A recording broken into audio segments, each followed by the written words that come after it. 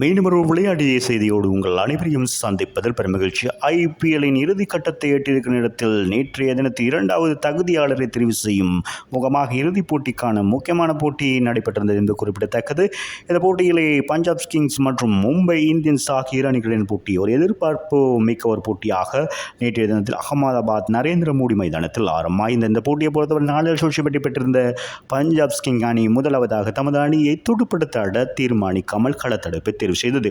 அதன் அடிப்படையில் மும்பை இந்தியன்ஸ் ஆரம்ப துடுப்பாட்ட வீரர்கள் ரோஹித் சர்மா மற்றும் பேஸ்டோஸ் ஆகிய இருவரும் காடுகளும் இணைந்தவில்லை. ரோஹித் சர்மா 8 ஓட்டங்கள் ஆட்டம் இழக்க முதலாவது விக்கெட் 19 ஓட்டங்களுக்கு இழக்கப்பட்டிருந்தது குறிப்பிடத்தக்கது. பேஸ்டோ இரண்டாவது விக்கெட்டுக்காக திலக் வர்மாவோடு இணைந்து 29 பந்துகள் 51 ஓட்டங்களை பெற்றுக் கொடுத்ததோடு இதில் பேஸ்டோ 24 பந்துகள் 4 ஓட்டங்கள் 3 6 ஓட்டங்கள் 2 இடங்கள் 38 ஓட்டங்கள் ஆட்டம் இழக்க திலக் வர்மா 29 பந்துகளில் 4 ஓட்டங்கள் 3 6 ஓட்டங்கள் 2 இடங்கள் 44 ஓட்டங்களை பெற்றுக் கொடுத்ததோடு மூன்றாவது விக்கெட்டுக்காக சூரியகுமார் யாதவோடு 42 பந்துகளில் 72 ஓட்டங்கள் பெருமதி வாய்ந்த இணைப்பாட்டம் பெறப்பட்டிருந்தது குறிப்பிடத்தக்கது. சூரியகுமார் யாதவ் மீண்டும் ஒரு சிறப்பான இணைப்பாட்டத்தினை வழிகாட்டியதோடு 26 பந்துகளில் 4 ஓட்டங்கள் 4 6 ஓட்டங்கள் 3 இடங்கள் 44 ஓட்டங்களை பெற்று ஆட்டம் இழந்திருந்தார்.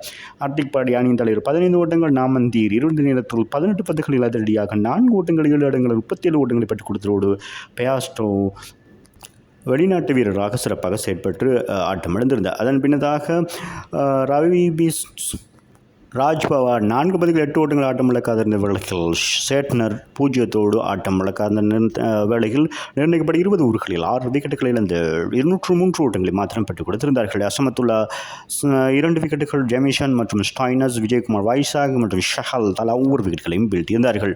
அதன் அடிப்படையில் 204 ஓட்டங்கள் இலக்காக நிர்ணயிக்கப்பட்டிருந்த வேளையில் பஞ்சாப் கிங்ஸ் முதலாவது விக்கெட்டை 13 ஓட்டங்களுக்கு இழந்திருந்தது. பிரம்சந்திரன் 6 ஓட்டங்கள் ஆட்டம் இழக்க புரேனியஸ் ஆரியா 10 பந்துகளில் 4 ஓட்டங்கள் 2 6 ஓட்டம் 3 இடங்களாக 20 ஓட்டங்களோடும் ஆட்டம் இழந்திருந்ததோடு பிரேனியஸ் ஆரியா ஜோஸ் இங்கிலீஷோடு இரண்டாவது விக்கெட்டுக்காக 18 பந்தில் 42 ஓட்டங்கள் பெற்றுக் கொடுத்தனர்.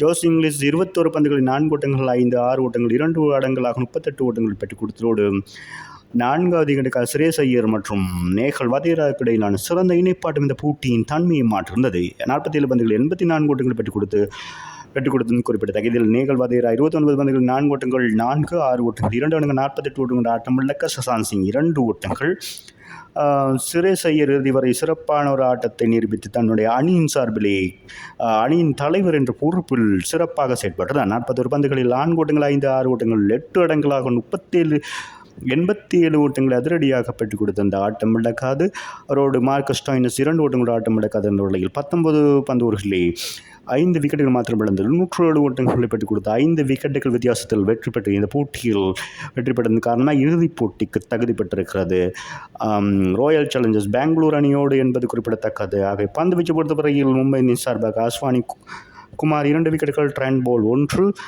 விக்கெட்டுகளை வீழ்த்த ஏனைய வீரர்கள் விக்கெட்டுகள் வீழ்த்த முடியவில்லை. இந்த போட்டியில் சிறப்பாக செயற்பட்டிருந்த சுரேஷ் ஐயர் இந்த போட்டியின் ஆட்ட நாயகனாக தெரிவான் என்பது குறிப்பிடத்தக்கது. மீண்டும் ஒரு விளையாடி உங்களை சந்திக்கும் வரை உங்களிடமிருந்து விடைபெறுவது உங்கள் அன்பின் பதுலை தாஸ். வணக்கம் அன்பு சொந்தங்களே.